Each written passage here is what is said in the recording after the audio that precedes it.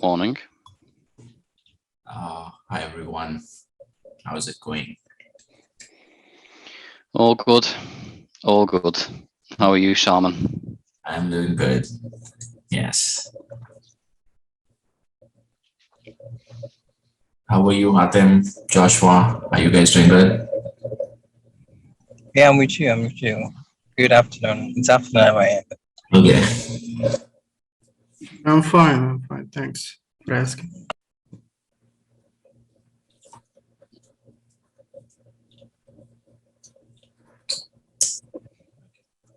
So we still have 2 more minutes. So we'll wait a few more minutes. Yeah.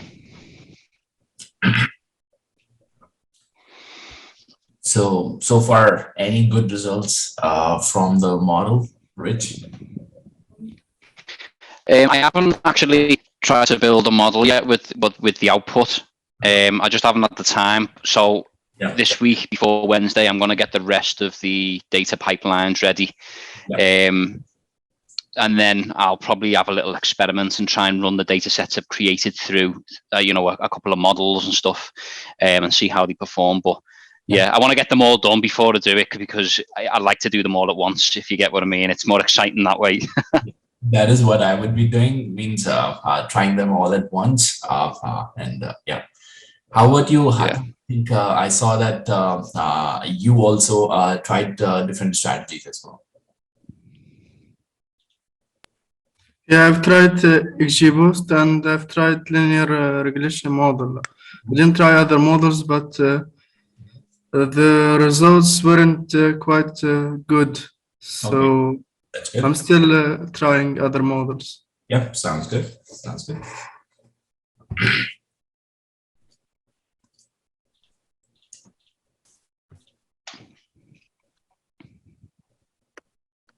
Okay. So let's wait a few more minutes.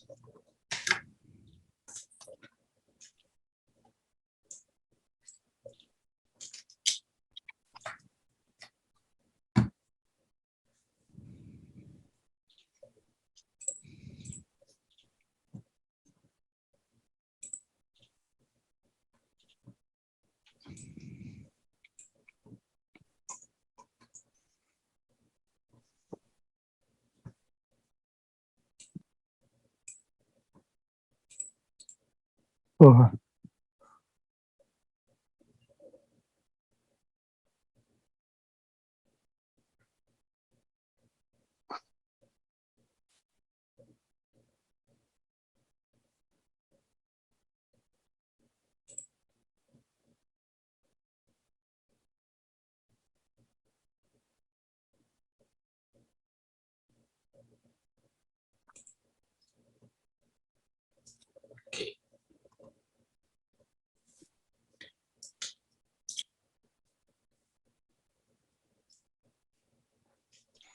Yeah, I'd give it another minute. Yeah. Let's get cracking.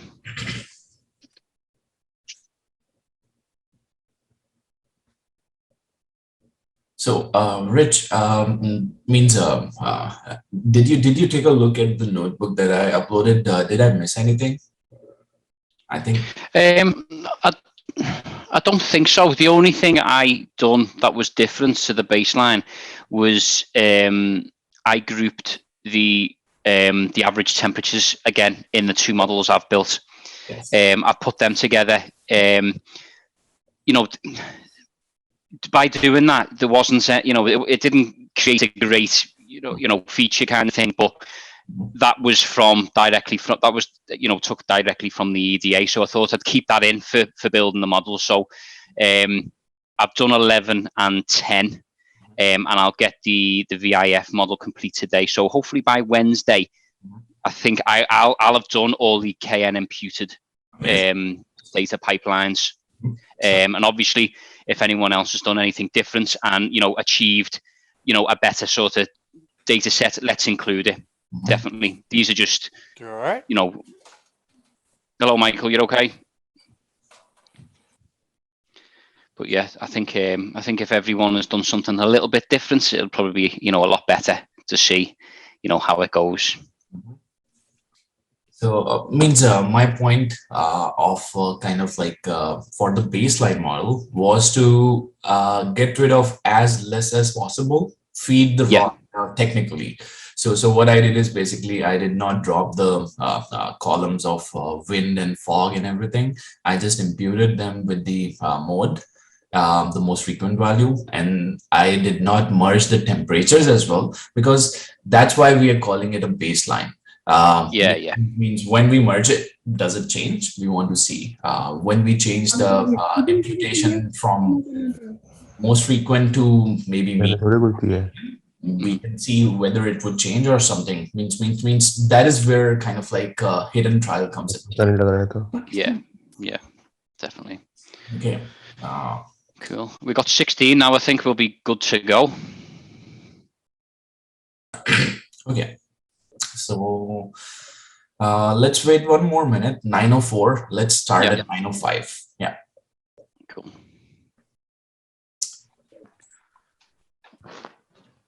And I've got another on Dina call straight after this as well. Good. Cool.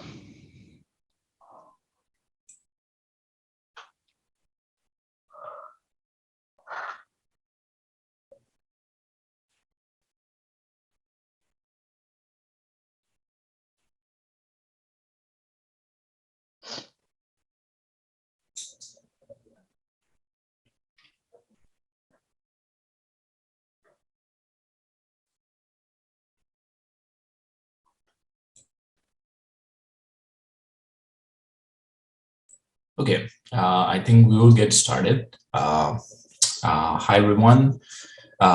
Good morning, good afternoon, good night. I don't know what time is it at your side. So for this particular week or this particular meeting, what we are going to do is means I'm going to go through the two notebooks that I have uploaded, the data pipelines that Rich has created, the data pipelines I have created. We both will be talking about those, means what exactly steps we did and what kind of things we can try from now on. Okay, so because in our group there are a lot of beginners as well, so we will be breaking down things to the beginner levels. If you are not a beginner and you don't want us to do that, just bear with us, because the whole goal of this particular project is to kind of like take everyone along with us. So just bear with us, and if you want to contribute and if we are talking about something and you think that it's not right, or there would be some other point that needs to be mentioned, feel free to jump in and contribute, because that is what these things all are. These things are all about. So what I did is basically I combined several different components from our previous month's work. So since we have already done extensive data pre-processing, EDA, and feature engineering and selection part, so what we did is basically we took chunks from those particular notebooks and made a new notebook. So this particular notebook is the first baseline pipeline. Baseline pipeline means we want to make the first initial baseline model, and our intention is we just put in the raw data technically, because yes, we cannot put in the raw data in some of the models. Some of the models would not give us good results, or technically they would just throw out garbage if we do not convert some missing values or some text or object values into some sort of a numbers. So what we did is we tried the simplest strategy. We did not drop technically anything. We filled up all the missing values with the most frequent value, or you can also call it the mode value. Mode value is kind of like the value which has the highest frequency in that particular column. We just imputed it. And then what we did, next step is basically we did not do anything else. We just converted or divided the data into X and Y, first of all, features and targets, and then divided or split it into training, valid, and test.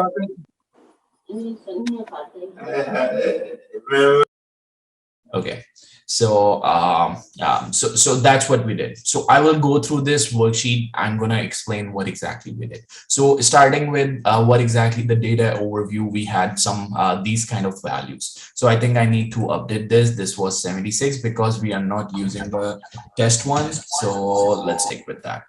So these are the descriptions of all the columns that we are dealing with. Then we started with data cleaning, data insights. This few basic things that we can do is just reading this, we then looking at the head, looking at the tail, and taking a feel of all the variables, what kind of variables we have, and things like that. So for example, if you can see, there are some variables which have some missing values. There are some variables where there are some text values. So which means these can be categories, maybe we would have to see. And the other ones, there are numbers. And you can see the number, this number is pretty big, and this number is comparatively small. This number is comparatively small. So if I do not scale them properly, then what's going to happen? The machine would learn or understand that this number has more importance than this number. Why? Because this number is pretty big, this number is pretty small. So machine do not understand the difference between floor area and energy star rating. It just compares the number. So that's why scaling is also one important thing that you need to do. So we also did scaling on our data as well. So we will talk about at what step you need to do the scaling, at what step you need to do several different encoding and imputation techniques and everything. Because if you kind of like take the whole data, right now we are calling in the whole data. So this train, or I just kind of like changed the name to original raw data, because since we had a lot of train, we were creating pipelines, a lot of train data and everything, it would kind of like mix. That's why I just changed it to original raw data, because a lot of people are new here and they would be kind of like confused which one is the trained raw one and which one is the one we created. So that's why I just changed it, the name for it as original raw data. So this particular data has all 76,000 values. So we cannot use all 76,000 for the imputation, for the encoding part. We need to divide it into train, valid, and test split. And then we would be applying all the transformations only and only on train data. And then based on that, because in real life example, or for example, a project that you are working on, you have the data available right now. Means technically the train data is what you have available right now. Test and valid data you don't have. That is the future, that you would get the data in the future, which means right now you would have to assume you don't even have access to that data, which means whatever you are doing on your train data, you have to apply it on the new data and then run it through the model, and then it would be a good comparison whether the model is good or not. So that is one thing you need to keep in mind, that before applying any transformations, you need to split the data into train, valid, and test. What are train, valid, and test split? I will talk about it once I get to that. So then looking at the shape, you can see that there are this many rows, that means this many entries, and there are this many columns in total. So out of these 64, one of the column is our target column as well, which is site EUI. So over here, let's take a look at the data types and the number of null values. You can see that this particular column has some missing value. This particular column has some missing value. And the data type over here are also mentioned. Objects are technically the ones which are categorical, most probably. But since we have already done that, I'm telling you these are categorical variables. So float and integer, the difference between float and integer is simple. If you have decimal numbers, we would call them float. And if you don't have decimal numbers, rounded off numbers, we call them integers, which means no decimal places, then it would be an integer. In some cases, for example, if I'm talking about the year factor, or maybe for example, like I'm talking about year. So the year of build of a particular facility type was 1948. I cannot just write it as 1948.2. Means if I want to talk about which month it was built in, I would be using a date time index maybe, or maybe I would just convert it into date time type. So date time is another data type which we can convert in if it has months or months values or days values or something like that. Anybody who is doing time series kind of part, they would be doing that. Okay, so which means we just need to be careful about, and also about memory allocation. Integers and float, they take different amount of memory. So when you have big models or something, you have to be very efficient in terms of choosing which particular data type you would be choosing for saving the values of whatever arrays you are forming or things like that.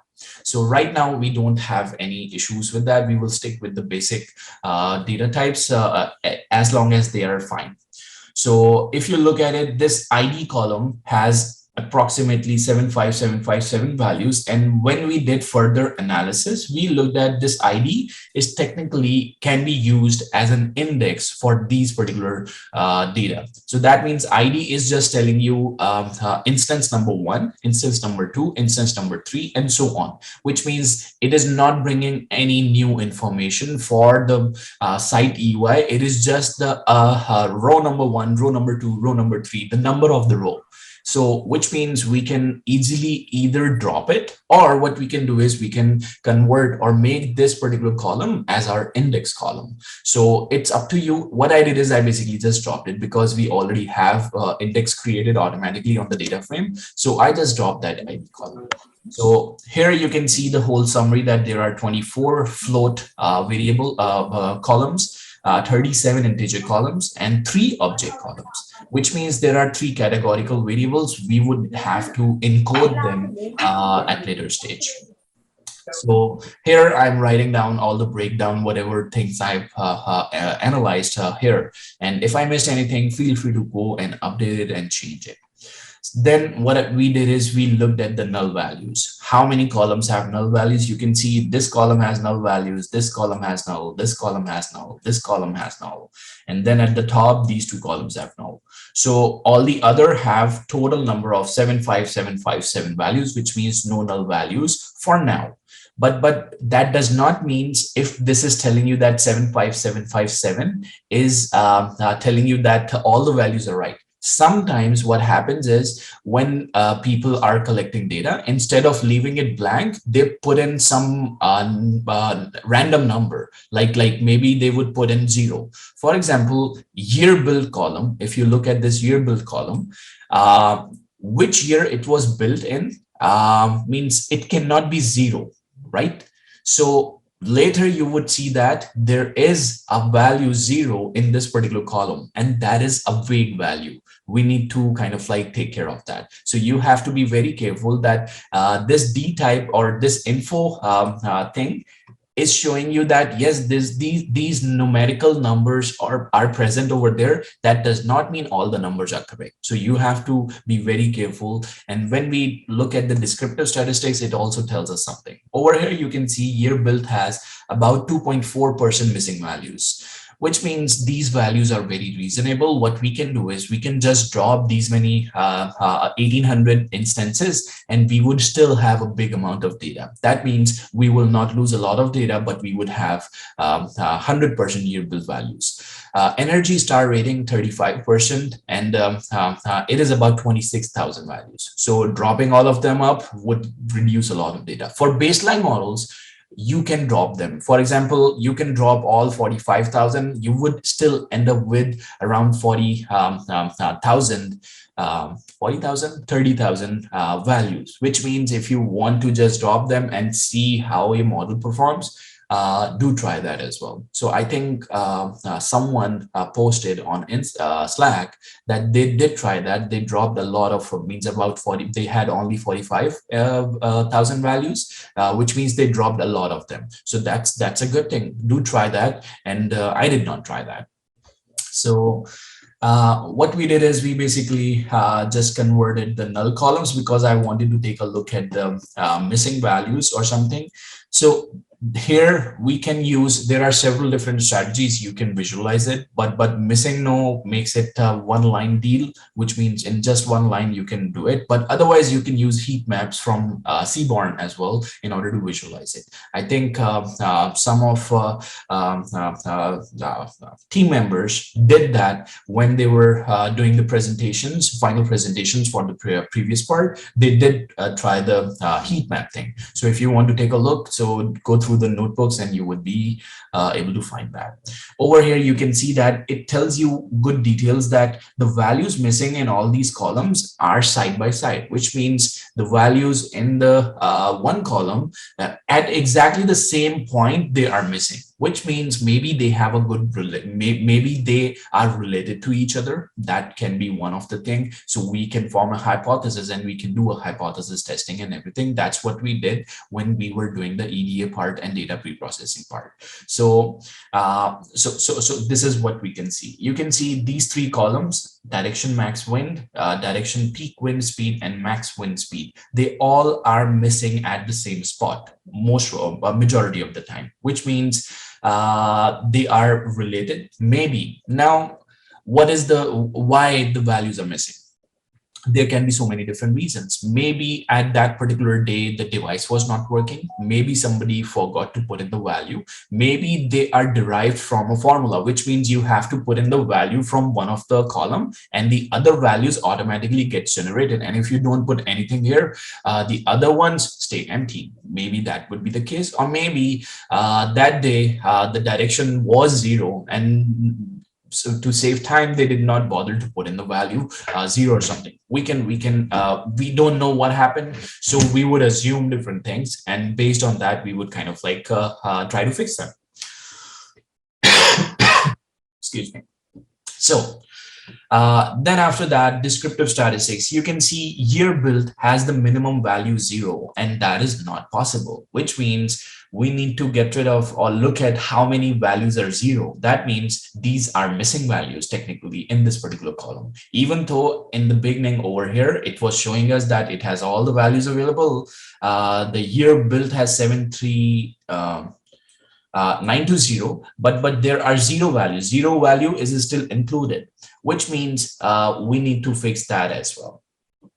Okay, now what we did is we basically looked at the description of the object columns as well. You can see there are 3 object columns. There are 7 unique values in the state factor, 2 unique values building classes. One is industrial type, one is residential type. And then facility type, there are 60 of them.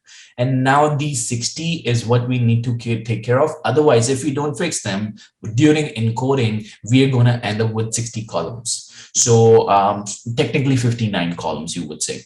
So which means if we have to take a look whether these 60 are reasonably divided or kind of like somebody just gave them random names again and again for same facility type or something. So we did take a look at it and we kind of like merged several different facility types and we ended up with just 14 columns in total. So you can see over here, I wrote that year factor needs to be done. So I did steps. So whatever analysis I did over here, and then I executed what exactly I was telling here. So I first of all thought that year factor, since we were not considering it as a time series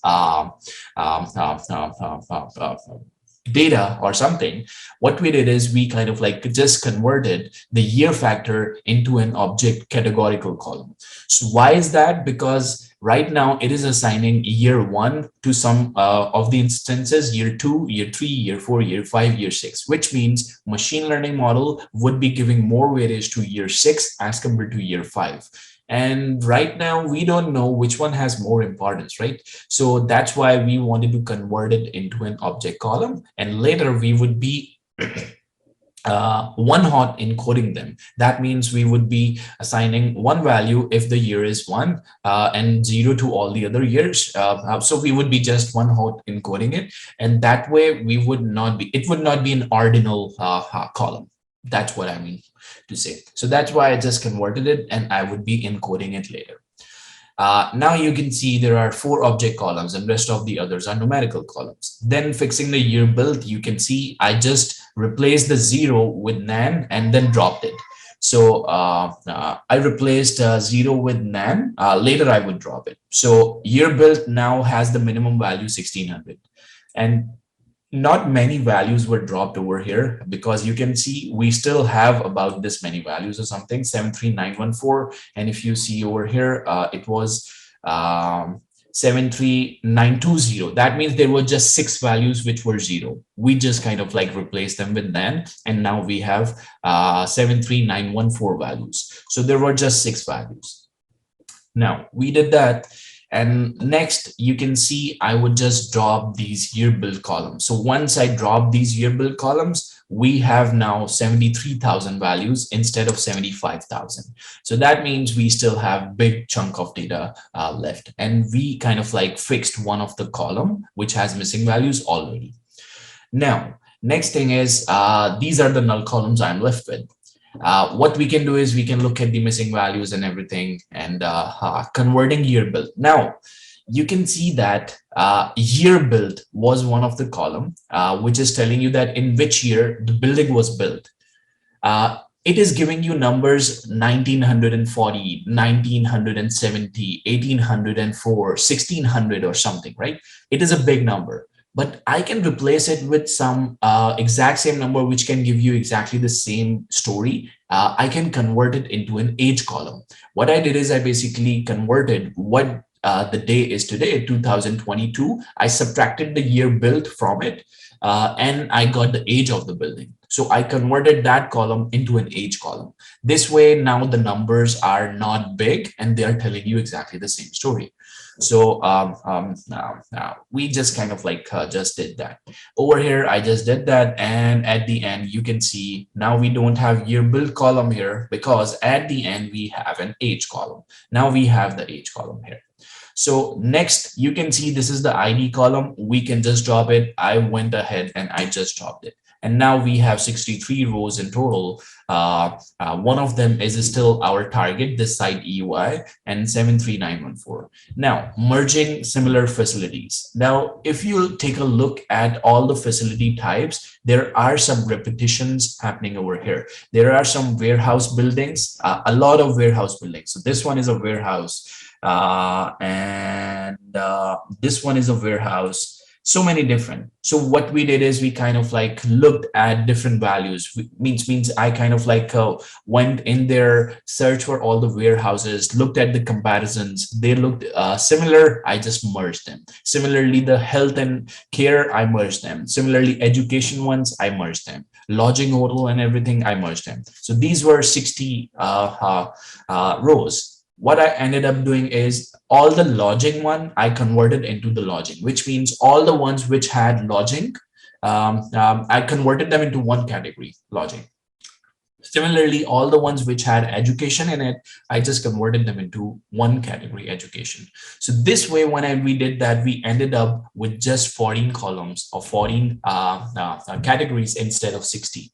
And if you don't want to change this, and without converting this, you want to throw it into the data, into the model, I would recommend you do that. Okay, so this is what we did using the EDA. But if you don't want to do that, do try it without converting it, because it doesn't matter if we are getting 60 columns. We still have not that many columns.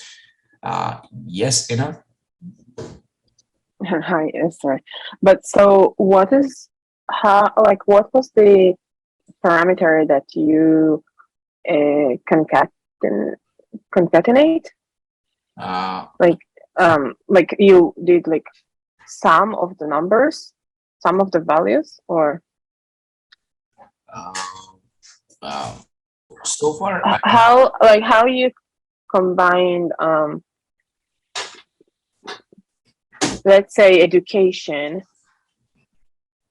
If the column contains the word education, it will be Word education. concatenated with other columns. Okay, and you add them to the other columns with education by adding together the numbers of both of the columns.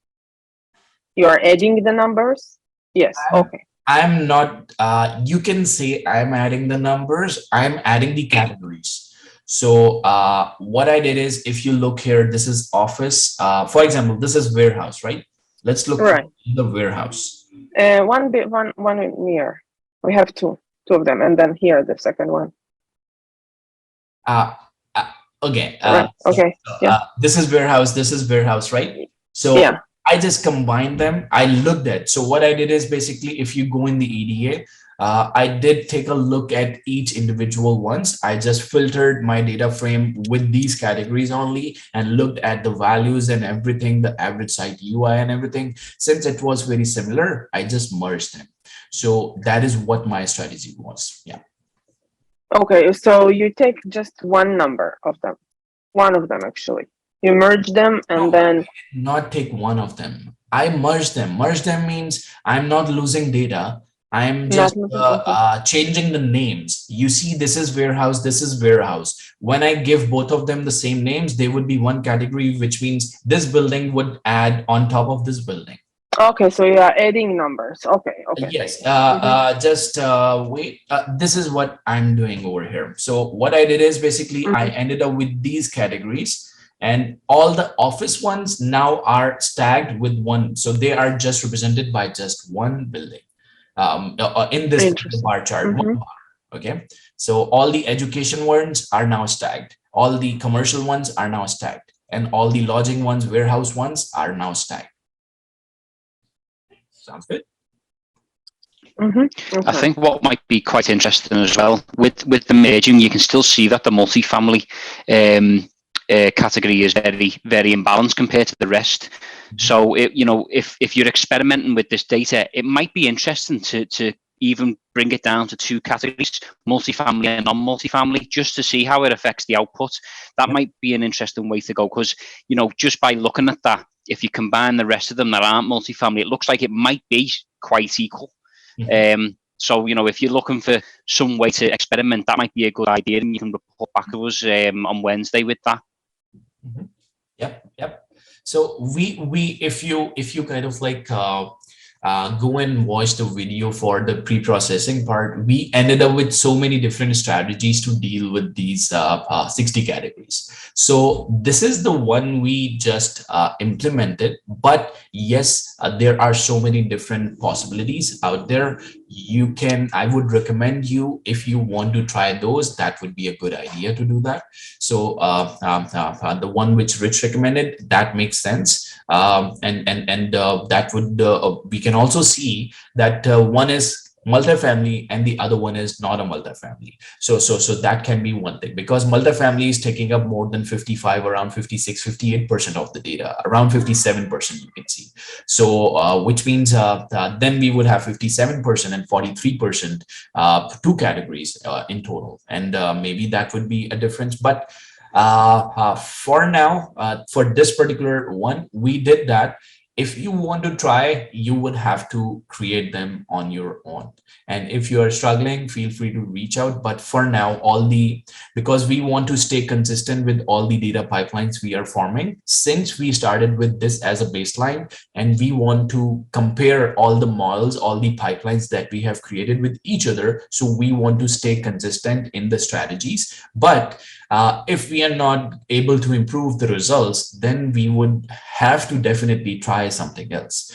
So if you want to try something else, that would be amazing. That would be great. And that would save us the time of doing it later. So you can try it right now, and that would be absolutely amazing.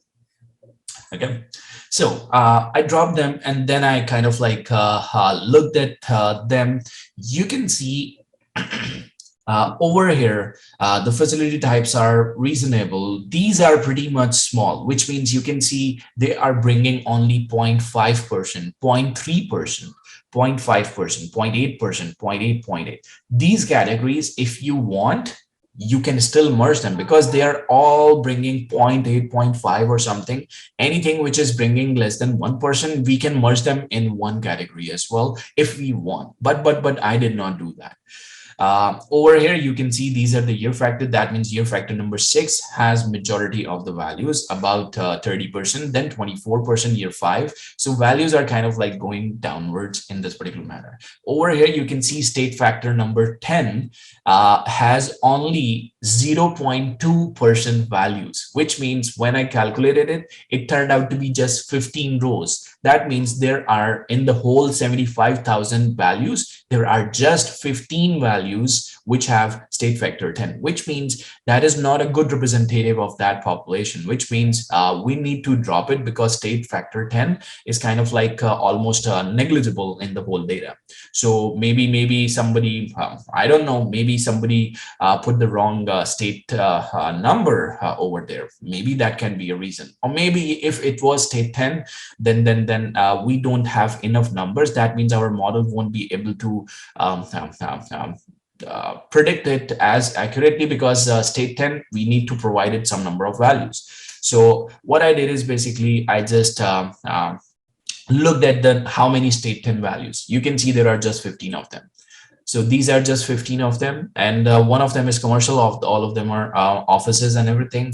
So what I ended up doing is basically I dropped it. Okay, so state number 10. Now our data does not have state number 10 in it. Then you can see all our updated graphs. These are the values, and we are sticking with these number of categories. Now, later, if you look at the description, now you can see the description has now changed. I did not deal with the temperatures. Temperatures, because this is a baseline model. The model that we would be creating. So Rich did what he did is he's basically converted them into seasons. So instead of using January, February, March, April, all of them separately, he converted them, joined them into seasons, and we calculated the average of the season.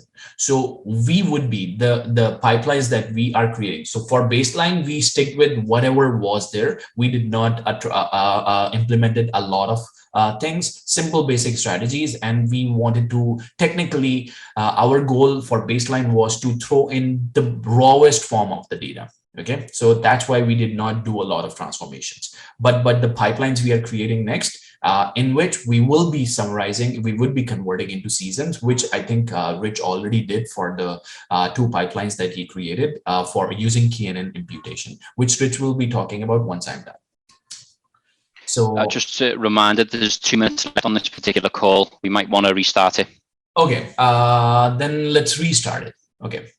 Yeah. So everyone, we will just turn off this meeting and then restart using the same link again, because it will be cutting off in 2 minutes. So let's restart.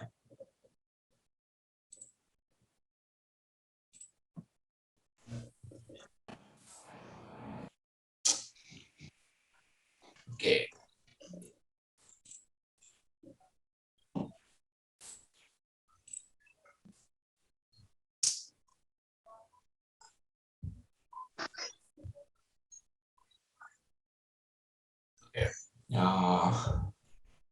Let's take 1 minute, and then we will get started. Give everybody a chance to join.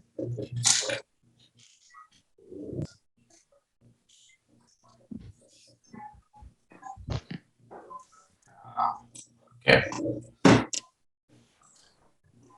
Okay, I think we're good.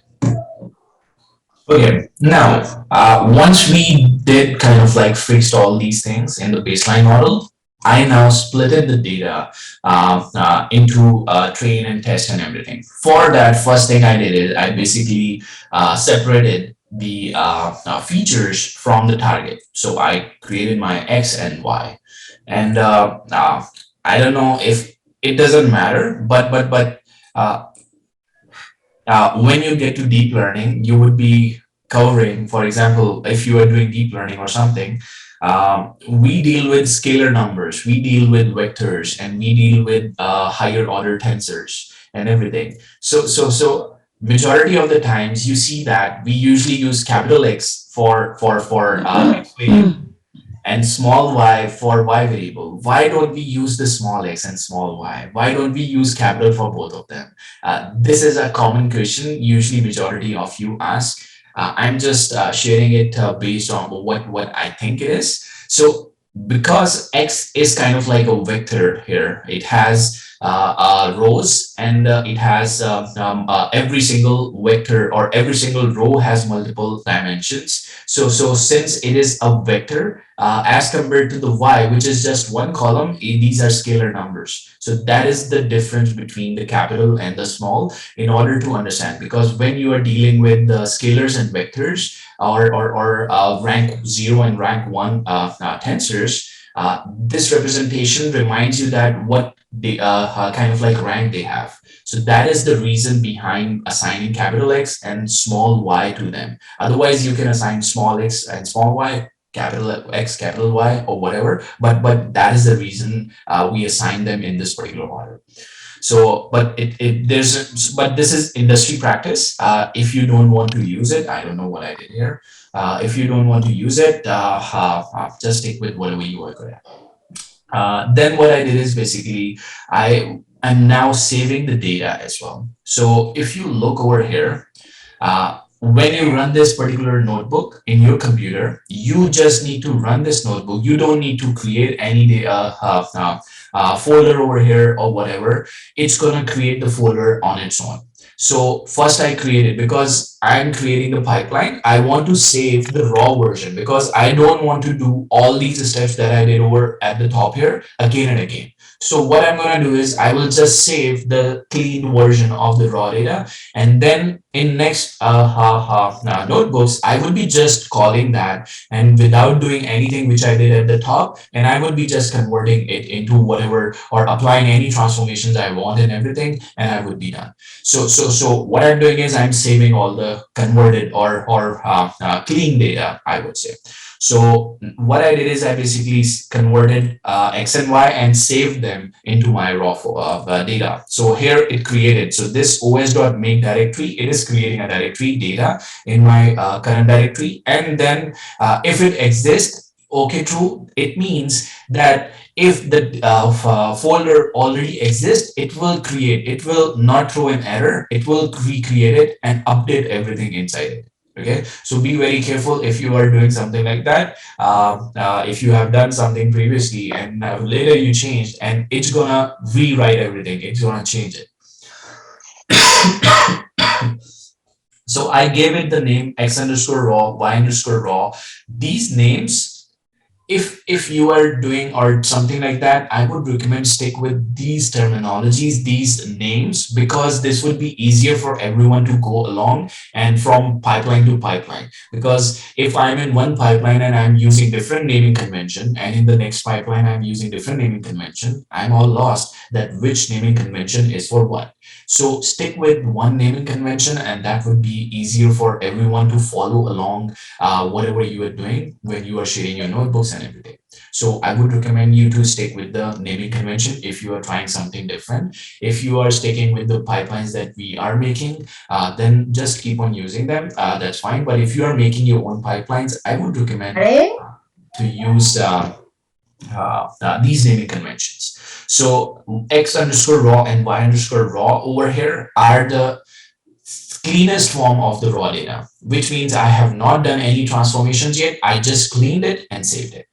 So next, what I did is I basically assigned a test size. So I wanted to do 70%, 15%, and 15% split, which means I have 70% of test data, train data, 15% of validation data, and 15% of test data. So why I'm splitting into 3, and what is the need of splitting the data? This is for the beginners. I'm telling you, this is a common mistake, common question. Why do we need that? Why not just throwing all the data? Because the example is pretty simple. For example, if you are preparing for an exam and you have 10 sample exam papers, right? So if you are practicing all the 10 papers for preparing for the exam, means it's kind of like if you have used all the 10 exams, you cannot validate how prepared you are for the unseen test that you're going to see in the final exam.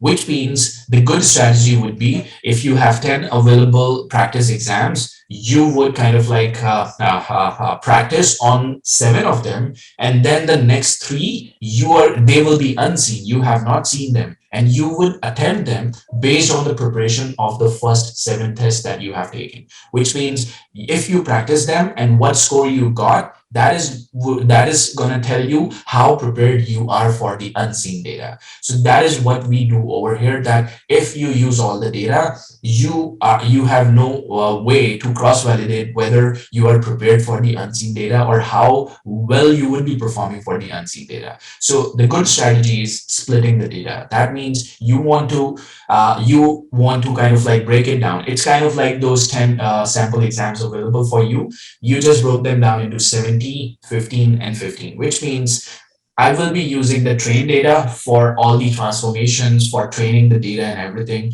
Valid data is what I'm going to use for hyperparameter tuning and things like that. Test data is only and only the data which I'm going to use for the final evaluation, which means during the training phase, my model will never be able to see the test data. It will only see the test data when the model is finally done, which means this way.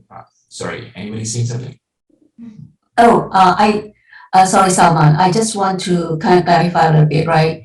So this is a kind of time series data, although it's not more model using time series, right? But I think the way how the data should be split should use a time series split, because if you split just like regular split, you might have a data leakage.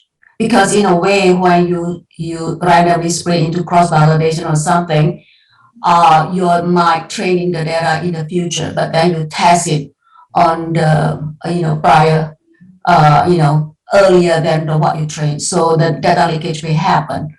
I know that the time is not taken into account, but because you have a timestamp in the your sample, I think the best practice should be in the time series split. What do you think? So that's where I think you missed the point, that we are not taking this data as a time series data. We are not using the year column for the time series version. We have just kind of like, I know. if I know, it's but time series data, then why I'm kind of no. Yeah, but that will be some sort of leakage happening as well. Although the time series is taking off, but whatever that happen in the future, maybe tell something, but then you test it in the prior. But it's fine. I'm just I think you're right. If it is a time series, we have converted the whole kind of like data. We are not looking at the time series factor of it whatsoever. Just a minute. So if we were looking it as a time series data, yes, data leakage would happen, and I would be using not test range split means I would be converting it based on the time from this year to this year. I would be keeping it for the train set, and this year would be the valid set, and this year would be the test. Because if you go and read because where we got the data from, we have no description whether year number 1 is the latest year or the last year. okay. If that's the case, then yeah. So we have no idea whatsoever. That is the reason why we did not look at this data as a time series data, because we don't have that information, which means we are making our own assumption. Based on our assumption, we did not consider it as a time series. That's why we are doing that. So you are absolutely right. There are, I think some people are taking a look at the time series aspect of it. If they are doing it, their split should be based on the years. You are absolutely right. Then it would be a data leakage. That's absolutely right. Right. Thanks for clarification. Hi. One question from Sunita. Now, because you're doing hyperparameter tuning on the validation dataset, doesn't it have to be also like, I think, I don't know, I might be wrong. I'm just thinking, can the training dataset and the validation dataset be of the same size, or what's the motive in taking it a smaller size, like you said, 70 and 15? So one thing, during validation, the data is the model is not training, is not using the data to train itself. Do you understand? So training data, which means if you have large enough data, why would you just throw in 50% of it as a training? Means you want to use. So you can try different splits, means you can throw in 60-20-20 split maybe, but the industry standard is usually 70-15-15 or 80-10-10. So that is usually the split usually goes. It is because you want to use as much data as possible for the training the data, because you want your it's kind of like if you are learning for a particular exam or something, you want your hands on experience on as much practice problems as possible, right? But you don't want to use all the possible resources so that you cannot validate what you would be kind of like getting a result in the final exam or unseen test. So that's why you would save maybe 1 or 2 tests. Means the strategy would be you use more number of exams to prepare, and then few exams to kind of like validate whether you have learned the material well or not. So that is, so validation is not helping anyway in training the data. So training data is what used for machine to learn. Does that make sense? Yeah, got it. That's Thank why you. we need to throw in more training data. And yes, validation should be enough. Means we should not just use 1% of the data for validation. That would not be a good way. It is kind of like the validation data that I took, maybe by random chance. It was that's where the model performed the best. And that's why we need to take 15% would be a good number. So that's why I went with that. But you can try 60-20-20 split or 80-10-10 split as well. Okay. Okay, thank you. Okay. So here, what I did is I basically used train test split 2 times. First, I kind of, because in sklearn they just split it into 2, which means I split it 2 times. So first I split the whole thing into 85% and 15%. So that 15% is now my Y test and X test. Then what I did is I basically picked up this X train and Y train, and then I split it further. This is 85% of the data. So over here, you can see that the test size I mentioned here is the 15% of the total data. So that means when I'm putting it here, that means whatever value it is. Finally, when I looked at the division over here, you can see that we have 51,000 instances which I'm using for training. I'm using 11,000 instances for validation and 11,000 instances for testing. So which means I have kind of like 70, 15, and 15% split. So these are my Y columns. My Y data, and these are my X data. Okay. So here you can see the number of columns. You can use the number of columns in order to label it back again, because when you split it, it converts into an array. It does not convert it into data frame, which means you lost the headings, column headings and everything. So if you want to put them back in, you kind of like just grab the columns and put them back in and create a data frame if you want. But if you don't want it, you can just throw it in these. But since I wanted to save them, I just converted them into data frame and save them, because for later use, I need the headings. If I'm using that data later, I need to know which column is what.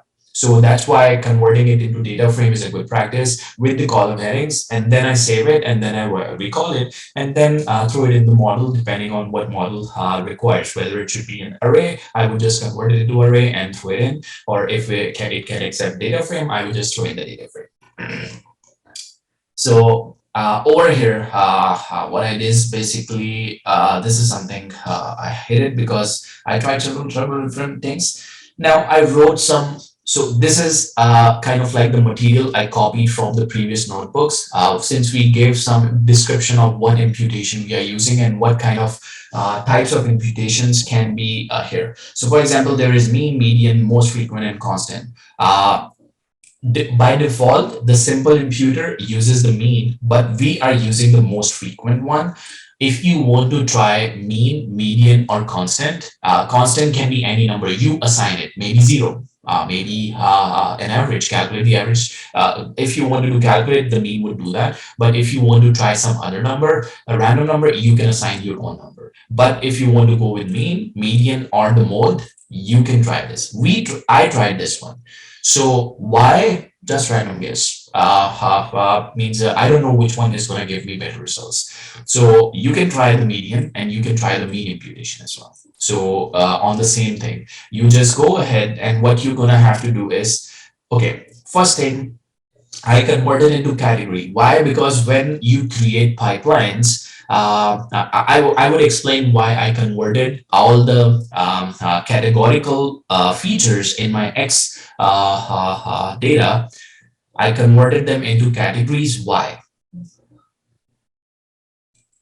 Okay, Sunita, you're good to go. So over here, you can see that I kind of like saved it. Okay.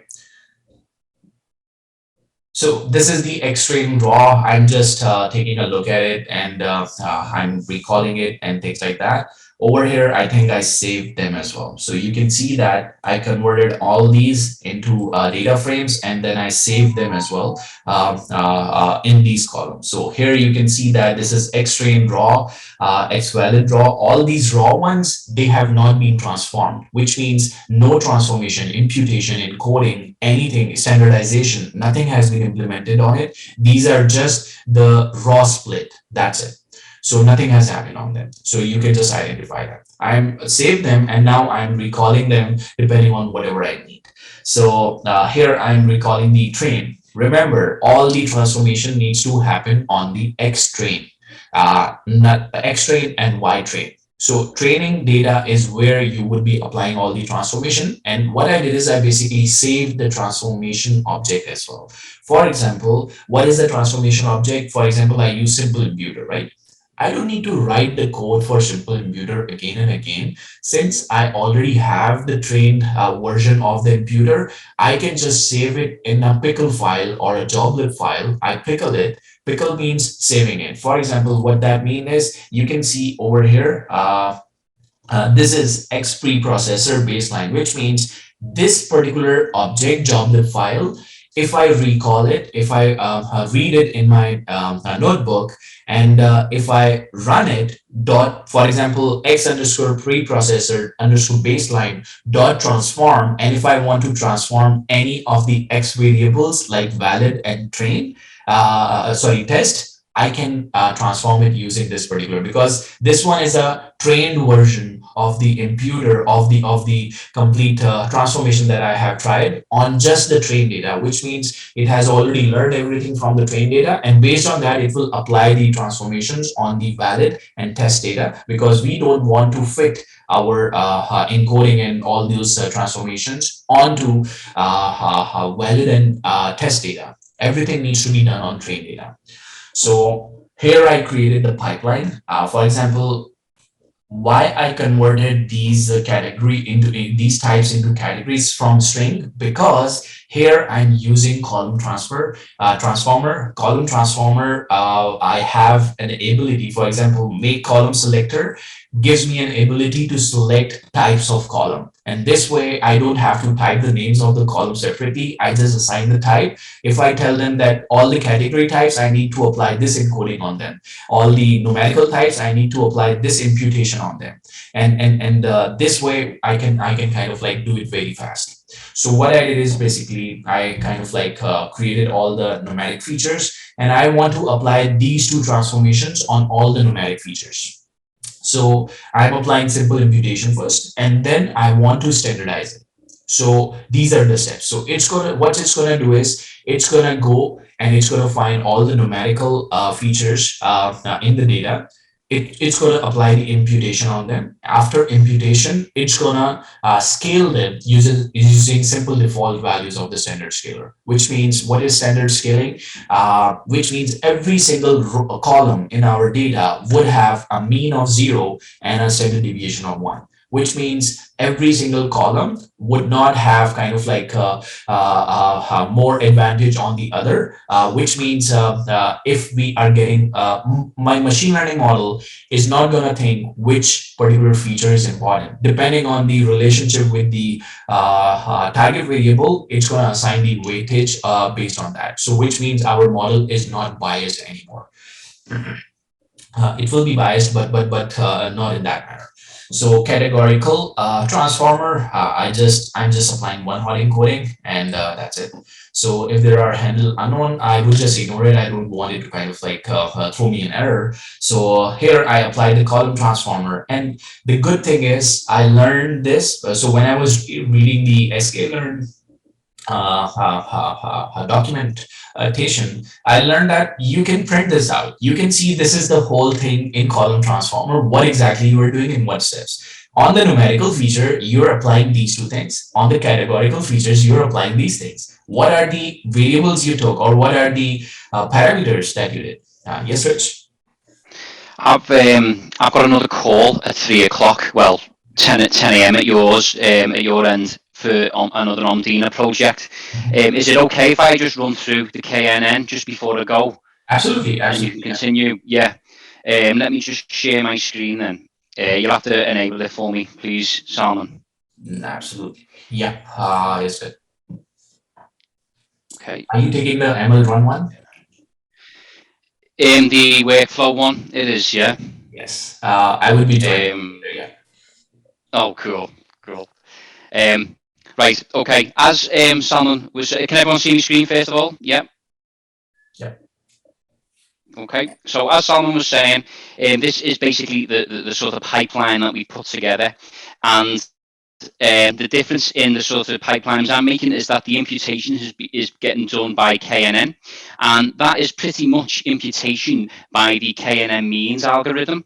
So what it does is you define how many neighbors your particular imputer has, and I just opted for 5. It's generally a good place to start with, and what that means is that it will look at 5 nearest neighbor nearest data points and take the mean of them to impute the missing data.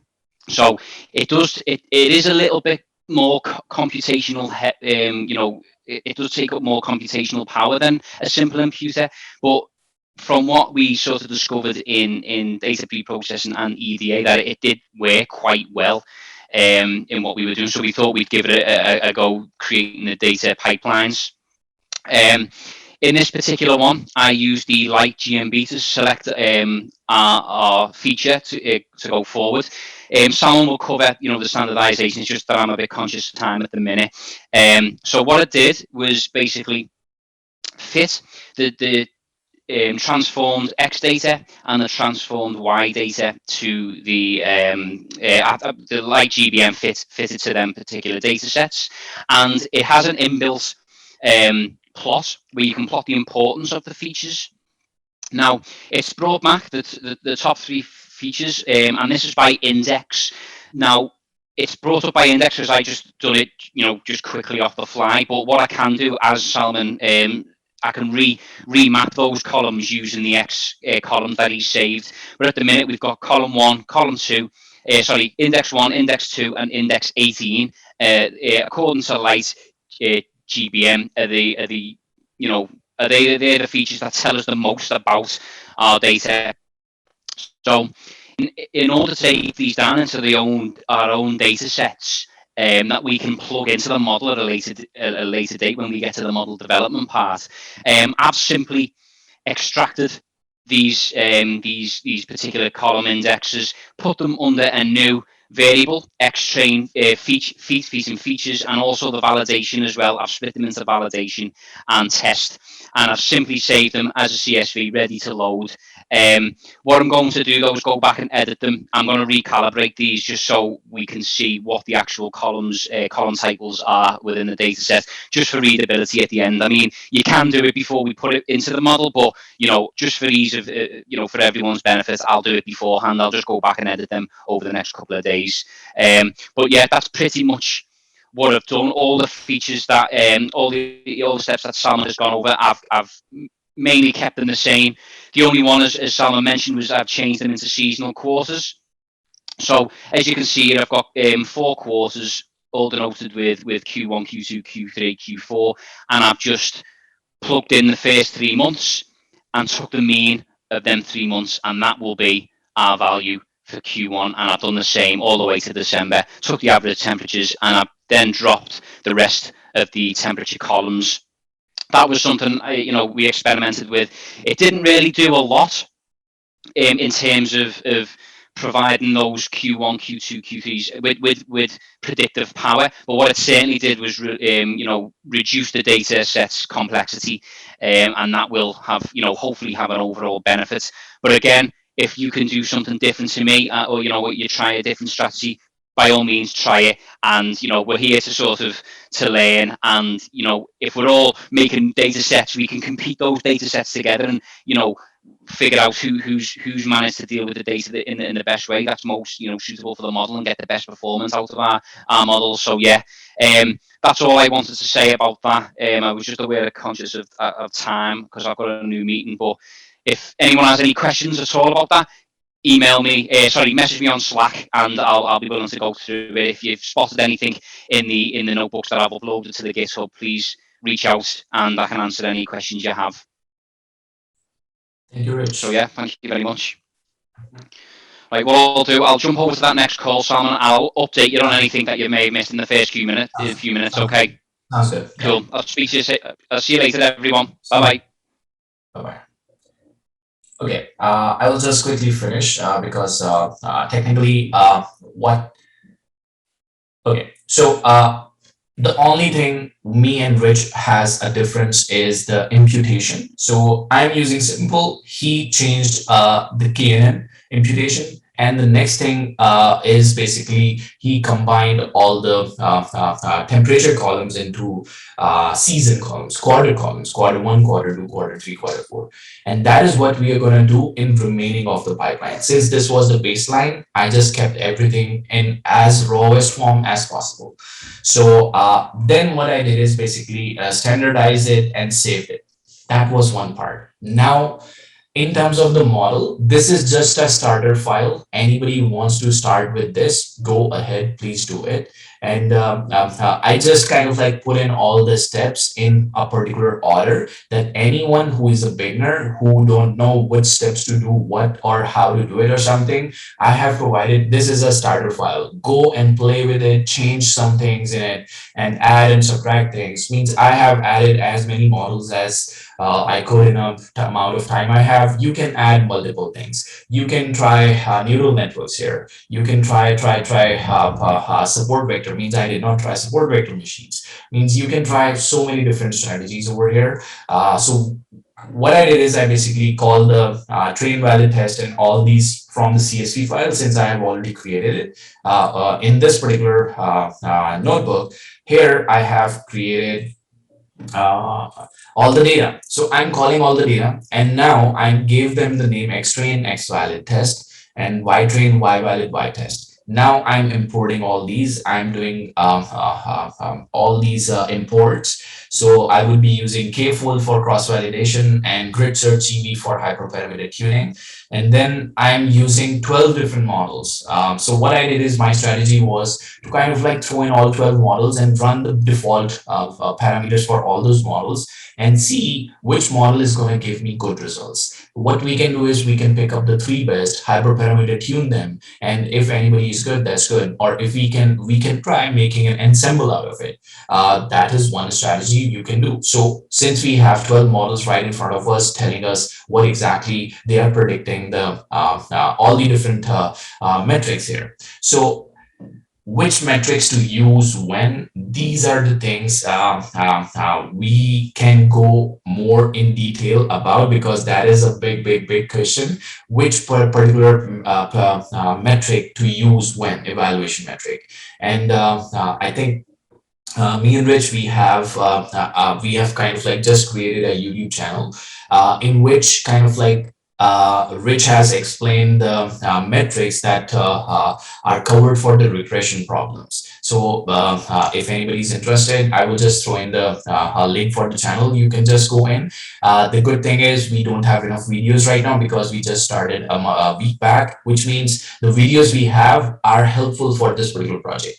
So you can go and watch that. I will be sharing that. It is autodidact scientist, self-learned scientist. So here you can see I'm running linear regression, lasso, ridge, elastic net, k nearest neighbor, decision tree, extra tree, random forest, gradient boosting, light GBM, XGBM. These are few of them. If you want to add, there are so many other regressive models you can throw in. Support vector regressors, I did not use them here. You can just throw in, I forgot, just forgot. You can use simple perceptron. You can use, if you want, you can try several advanced techniques as well. So there are so many different things we can do. So here, this is the model which is running all these 12, this is the code which is running all these 12 models. It is calculating the time it took for training, time it took for prediction. It is also telling you how much variance was this model able to explain, what was the RMSE value, mean absolute and R square score. So all these values are shown here. You can see linear regression did not do really well. But lasso, ridge, and elastic net, these are the absolute errors and RMSE's values and everything. So these are few, means I just quickly did those and based on few. For example, this is the mean absolute error. Which one has the least mean absolute error? So this one is 0.38, 0.37. I think random forest. But random forest is taking a lot of time. So when I was doing hyperparameter tuning, random forest was taking a lot of time. So I just used the next best one. XGB kind of like gives the results pretty fast, or light GBM gives the result pretty fast. That is the advantage of them because they are the faster version. Random forest is an ensemble method, a tree method, just like that. LGBM and XGB regressors, they are tree-based methods, but they are much faster. So I ran several. So here I'm showing only these values, but I tried several others. For example, how I pinpointed these values. I put in 0.01, I put in 0.1, then I 0.5, 0.9. These are the 4 values I tried. And then my answer came close to about 0.5. Then what I did is I basically reran it and kind of like changed the values from 0.9 to 0.7, and then I added 0.3 in it. It gave me 0.3 then. So I keep on trying that again and again, and so that is where hyperparameter tuning comes into play. This is not you just need to have one time. If you get a value, so this 400 that I'm getting, how do I know these numbers? I just tried with random numbers and I throw it in, and it gave me a particular parameter. For example, like if you see over here, when I ran this grid search, it gave me that 350 number of estimators would give me the best optimal answer. Subsample size equals 0.1 is going to give me best result, and learning rate equals to 0.1. So now you can do is you can go and get closer values to them. Maybe 0.1, because I gave it 0.1, that's why it is calculating 0.1. Maybe 0.2 is much better, but I did not give 0.2 here. That's why it was not able to evaluate it at that. So you can try putting that as well. Keep on getting closer and closer and tuning it further and further and further. So this way you can improve the result. What I did is basically once you get the best parameters, you can just run the model, train the model, pickle it and save it. And then whenever you want to use it, now you have a saved version of your model, which means if you want to deploy it on any website or something for prediction or something, you can do that. You just need to import this light GBM baseline version 1. So this model is the model, which means if I delete the whole thing and just write this piece of code, it's gonna call this model and it's going to run this model and it's going to predict it on my test data. And this is the result I'm getting. I think I wrote RFR for some reason because previously I tried RFR. I think I forgot to change the name. This should be light GBM. This is light GBM, right? And here I'm writing XGB. So I think I need to change the names. So this is LGBM. Okay. And that's it for today. Anybody has any question, please feel free to ask. I think Abdul Rahman, we can use random search for getting the best range faster. Absolutely. We can use, instead of grid search, randomized search would be faster. Absolutely. We can try it. Anybody has any questions, please feel free to ask. Please feel free to give me feedback, provide your insights, and that would be amazing. Anybody has any questions?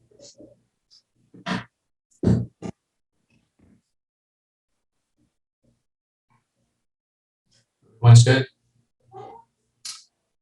Okay, now what exactly we have to do next? So, all the new people who just joined the second phase, our meetings usually happen on Sunday and Wednesday at the same time, 9 a.m. EDT or EST. So our next meeting would be the final meeting for this phase, where we will have a complete about 10 to 11 data pipelines which we can play with. So I would be uploading all those pipelines, and me and Rich are both working on the pipelines, and we would be uploading all the pipelines as soon as we are done. And then that is the goal of this particular week. So by this Wednesday, we should have several different pipelines to work with for the later next 2 weeks. So later next 2 weeks, our model building and evaluation and kind of like making a good model out of it. So which data pipeline is going to give us the best results, we are going to have to see. So that is when we will be doing it. If anybody is creating your own pipeline, please don't forget to share it. Just create a separate branch on the GitHub and upload your material. We will go through it, we will merge it, and that would be amazing, because this way you would be contributing, and this is the way we can keep track of your contributions as well. So don't kind of like hold back your questions. Feel free to ask. You have seen our Slack channel is very active. We respond to as all the questions we get asked. So we are very active. So don't hold back. I think meeting is gonna finish in 1 minute, and we will finish at that. If anybody has any questions, please ask. Otherwise, we will finish. Everyone's good?